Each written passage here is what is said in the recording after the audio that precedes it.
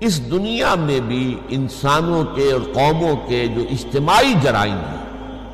قوموں کے جرائم ہیں، ان کی سزا ملتی ہے اور ملتی رہی ہے۔ یہ جو ہے، اور اس میں ایک بات لازماً ہو جائے گی کہ یہ سزائیں جب آتی ہیں قوم کے اوپر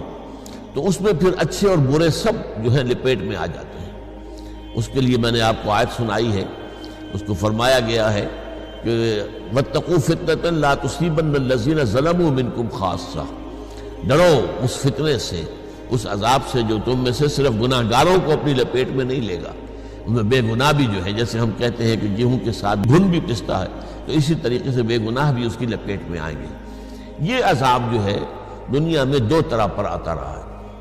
ایک تو عذاب اکبر جسے قرآن نے کہا ہے وَلَنُذِيقَنَّهُم مِّنَ الْعَذَابِ الْأَدْنَىٰ دُونَ الْعَذَابِ الْأَكْبَرِ لَعَلَّهُمْ يَرْجِعُونَ۔ سورہ سجدہ کی آیت میں فرمایا گیا ہم انہیں لازماً آزمائیں گے چھوٹے چھوٹے عذاب دے کر اور بہت بڑے عذاب سے پہلے، تاکہ شاید کہ یہ ہوش میں آ جائیں، جاگ جائیں، اپنی اصلاح کرنے سیدھے راستے پر آ جائیں۔ یہ عذاب اکبر۔ لیکن اس عذاب اکبر کے آنے سے پہلے چھوٹے چھوٹے عذاب، چھوٹی تکلیفیں، چھوٹے پیمانے پر عذاب یہ بھی آتے رہے ہیں، تاکہ اگر قوم ہوش میں آ سکتی ہو، جاگ سکتی ہو تو جاگ جائے، نیند کے ماتے جو ہیں وہ نیند سے بیدار ہو جائیں۔ تو یہ جو میں نے آپ کو بتایا جو عذاب آتا ہے دنیا میں، یہ آتا ہے قوموں کے اجتماعی جرائم کے اوپر، اس کے اجتماعی گناہوں کی بنیاد پر۔ اب اس میں جو پہلا میں نے بتایا کہ کسی بڑا عذاب، وہ یہ ہوتا تھا کہ قومیں نسیم منسیہ کر دی گئی، قومیں ختم کر دی گئی، اور جس کو قرآن مجید کہتا ہے لا یرا الا مساکنہم۔ اب کیفیت وہ ہو گئی کہ اب ان کے مسکن تو نظر آ رہے ہیں کہ یہاں کوئی قوم آباد تھی، لیکن اس قوم کا نام و نشان مٹ گیا۔ کہیں کہا گیا قطع دابر القوم الذین ظلموا، اس ظالم قوم کی جڑ کاٹ دی گئی۔ اس طریقے سے مختلف الفاظ آتے ہیں تو جس سے کہ معلوم ہوتا ہے لا یرا الا مساکنہم وکأن لم یغنوا فیہا، یہ بھی کہ وہ ایسے ہو گئے جیسے کہ کبھی اس جگہ آباد تھے ہی نہیں۔ یہ عذاب آتا رہا ہے ان قوموں پر جن کی طرف اللہ نے اپنے رسول بھیجے۔ جب رسول آ گئے، رسولوں نے دعوت کے ذریعے سے، نصیحت کے ذریعے سے، وعظ کے ذریعے سے، اپنی انفرادی مثال پیش کر کے، دلائل کے ذریعے سے، اپیل کے ذریعے سے انہوں نے حق کو بالکل واضح کر دیا، اور حق مبرہن ہو گیا، دودھ کا دودھ اور پانی کا پانی جدا ہو گیا، قوم پر بھی بات واضح ہو گئی۔ پھر بھی قوم اپنے تعصب کی وجہ سے، اپنے تکبر کی وجہ سے،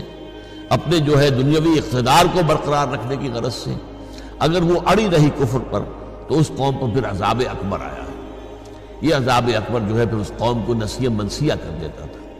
یہ عذاب آیا حضرت نوح علیہ السلام کی قوم پر،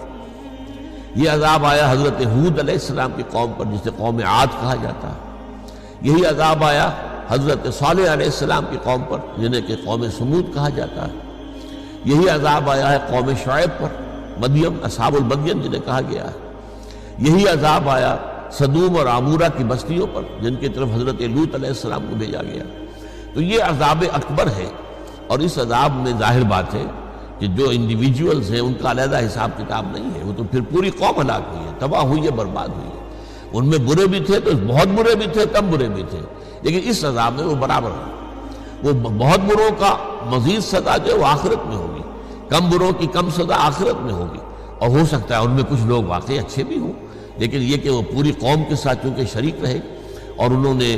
ایمان کی دعوت پر لبیک نہیں کہا، لہذا اس عذاب میں تو وہ شریک ہو گئے۔ لیکن یہ کہ ہو سکتا ہے اللہ تعالیٰ کے ہاں وہ اپنے انڈیویجول اسیسمنٹ میں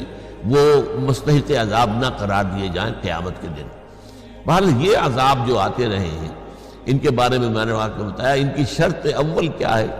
وہ یہ ہے کہ یہ رسول مبعوث ہوں اور ان کے بعد دعوت کا اتمام حجت کی حد تک حق ادا کر دیا جائے۔